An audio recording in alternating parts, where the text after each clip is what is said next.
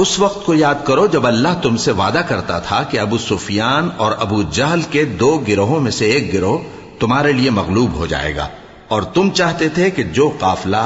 بے شان و شوکت یعنی بے ہتھیار ہے وہ تمہارے ہاتھ آ جائے،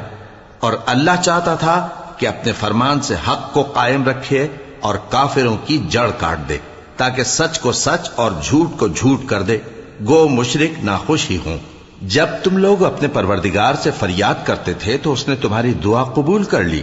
اور فرمایا کہ تسلی رکھو، ہم 1000 فرشتوں سے جو ایک دوسرے کے پیچھے آتے جائیں گے تمہاری مدد کریں گے،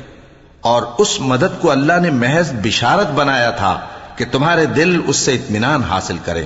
اور مدد تو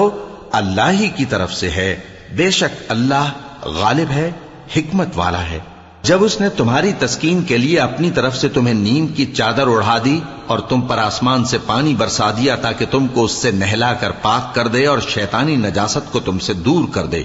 اور اس لیے بھی کہ تمہارے دلوں کو مضبوط کر دے اور اس سے تمہارے پاؤں جمع